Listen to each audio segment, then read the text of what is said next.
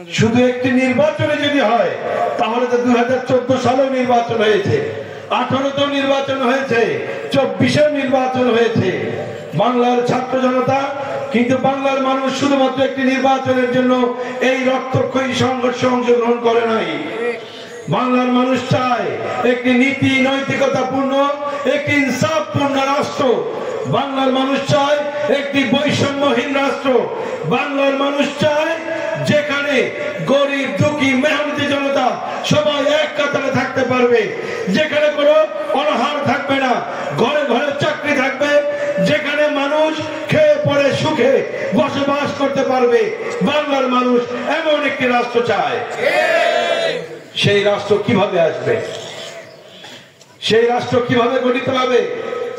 1971 সাল থেকে 2024 সাল, এর মধ্যে 1990 সালে আমরা স্বৈরাচার বিরোধী আন্দোলন করেছি, 96 সালে আমাদের আন্দোলন করতে হয়েছে, 2001 সালে আমাদেরকে ওই ফ্যাসিস্ট আওয়ামী লীগকে সরানোর জন্য আন্দোলন করতে হয়েছে, 2007 সাল থেকে 9 সাল আমাদেরকে 111 সরকার আমাদের জাতির ঘাড়ের উপরে চাপিয়ে দেয় সরকারের বিরুদ্ধে আন্দোলন করতে হয়েছে, 2014 সালে ভোটের জন্য আন্দোলন করতে হয়েছে, 2018 সালে আমাদের ভাতের অধিকারের জন্য আন্দোলন করতে হয়েছে, সর্বশেষ 2024 সাল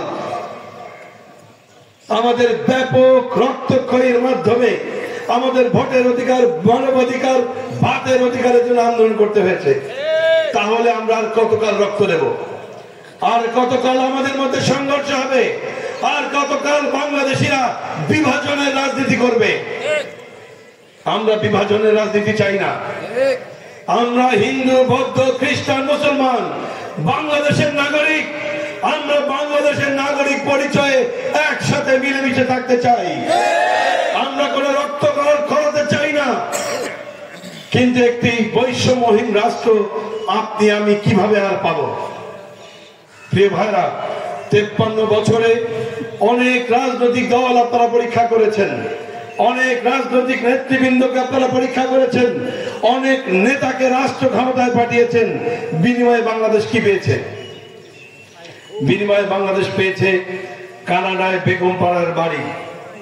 আর বাংলাদেশ থেকে খুনি হাসিনা চলে যাওয়ার সময় 90,000 কোটি টাকা বাংলাদেশের ব্যাংক থেকে লুট করেছে। বাংলাদেশের একজন মন্ত্রী সাইফুজ্জামান, তার নাম সরকারি রিপোর্টে এসেছে, পুলিশ তদন্তে বেরিয়েছে, শুধুমাত্র ইংল্যান্ডেই তার 640টি বাড়ি আছে। তাহলে 1971 সাল থেকে 2024 সাল ভোট দিয়ে যে সমস্ত লোকদেরকে আপনারা ক্ষমতায় বসিয়েছেন, তার 99% দুর্নীতিবাজ, চাঁদাবাজ, সন্ত্রাসী, ঘুষখোর, ধর্ষণকারী। তাহলে আপনারা এই ধরনের লোকদেরকে আর নেতৃত্বের আসনে বসাতে চান? যদি কেউ চেয়ে থাকেন তাহলে কান পেতে শুনে রাখুন। যদি আর কেউ আপনারা কোন সন্ত্রাসী, চাঁদাবাজ, টেন্ডারবাজ, বাংলাদেশের স্বাধীনতায় বিশ্বাস করে না, এমন লোকদেরকে যদি আপনারা ভোট দেন, তবে অবশ্যই আপনারা শহীদের রক্তের সঙ্গে বেঈমানি করা হবে। প্রিয় ভাইরা, এজন্যই বলছি, শুধুমাত্র একটি নির্বাচন সংগঠনের জন্য বাংলার ছাত্র জনতা জীবন দেয় নাই। বাংলাদেশের আলেম সমাজ, বাংলাদেশের শ্রেষ্ঠ সন্তান আলেমরা শুধুমাত্র একটি নির্বাচনের জন্য ফাঁসিতে ঝুলে নাই। প্রিয় ভাইরা, আমরা একটি কল্যাণময় রাষ্ট্র চাই, যে রাষ্ট্রে মানুষ খেয়ে পরে সুখে বসবাস করতে পারবে। আমরা অনেক রক্তক্ষয়ী সংঘর্ষের পর ফ্যাসিস্ট সরকার বাংলাদেশ থেকে বিদায় নিয়েছে ঠিকই, কিন্তু ষড়যন্ত্র থেমে নেই।